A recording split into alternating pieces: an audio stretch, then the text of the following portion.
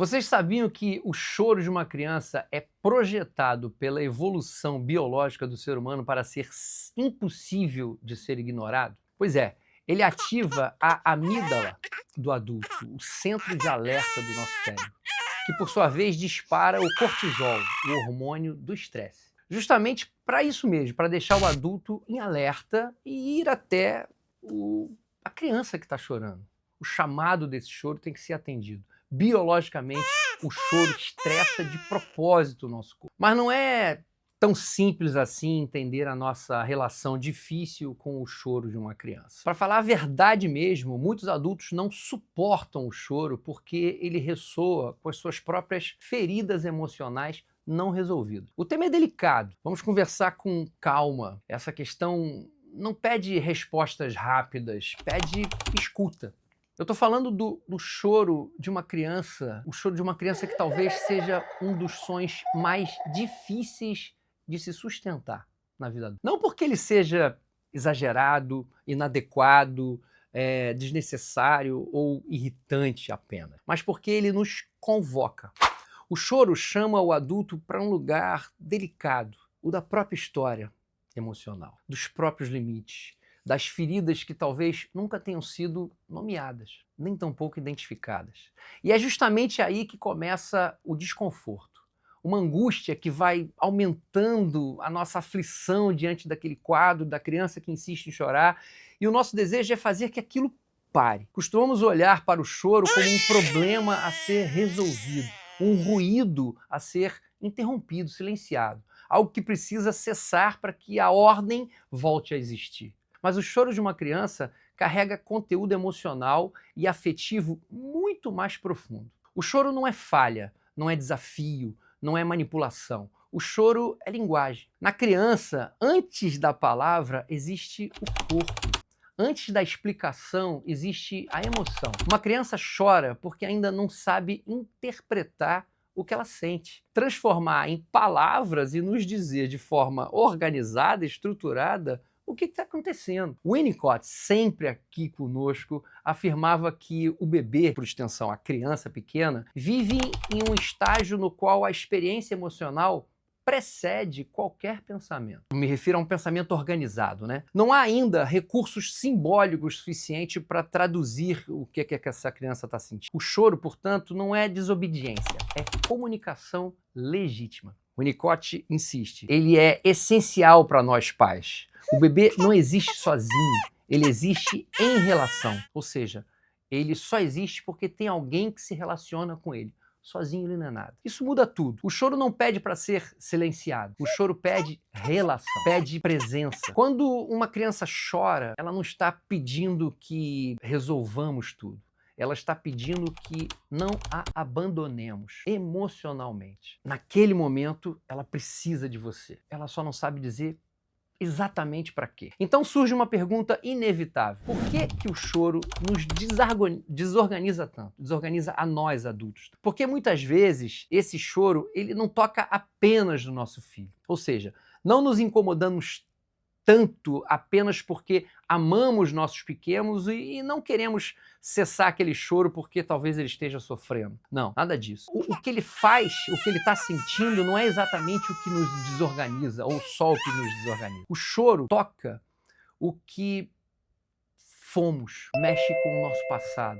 Ele mexe profundamente em quem fomos. Ao ouvir uma criança chorar, o adulto é frequentemente lançado de volta à própria infância, especialmente se ali naquela infância houve choro não acolhido, silenciado, ridicularizado ou ignorado. O que incomoda não é apenas o choro atual do seu filho, é o eco de um choro antigo que nunca encontrou escuta. Alice Miller, psicóloga, filósofa e psicanalista suíça, reconhecida por seus trabalhos sobre os impactos do abuso infantil e da negligência emocional no desenvolvimento adulto, foi precisa ao afirmar que aquilo que não foi vivido conscientemente tende a se repetir, não por maldade, mas por falta de elaboração.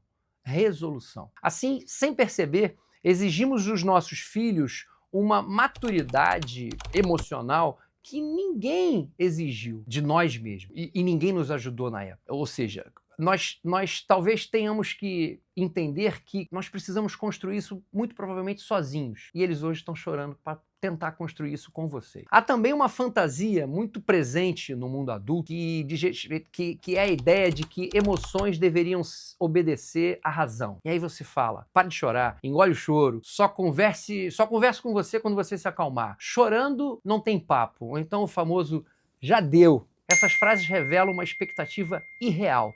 Nem nós, adultos, conseguimos desligar emoções por comando.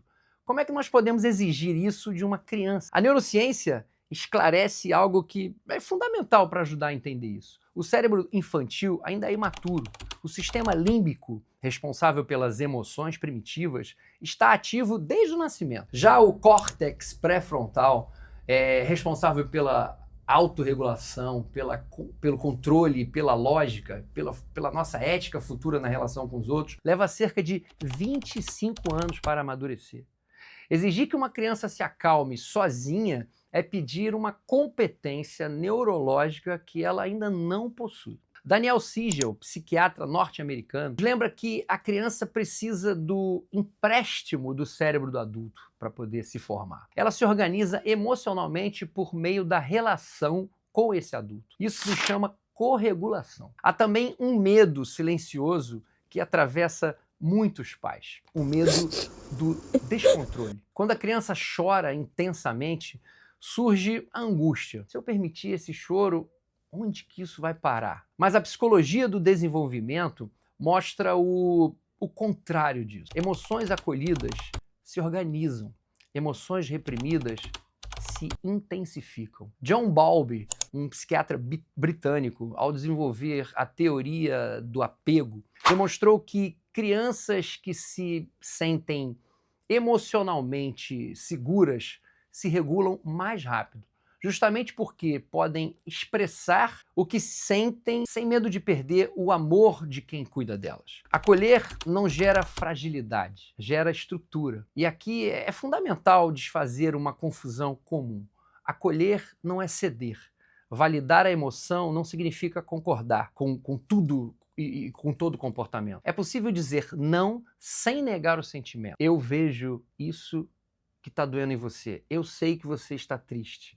Estou aqui com você. Pode chorar, mas vamos procurar fazer isso junto com eles, não contra eles. Essas frases não retiram a sua autoridade, elas humanizam esse limite. Quando o choro é sistematicamente silenciado, a criança aprende lições perigosas, tais como sentir é errado, que emoções incomodam, que vulnerabilidade afasta o outro. Mais tarde, isso reaparece como somatizações, explosões tardias, dificuldades profundas de comunicação e relações afetivas empobrecidas. Marshall Rosenberg, o psicólogo americano mundialmente conhecido por ter criado o processo de comunicação não violenta, nos lembra que sentimentos não ouvidos não desaparecem. Eles apenas encontram formas mais dolorosas de se manifestar. O corpo fala o que a palavra não pode dizer.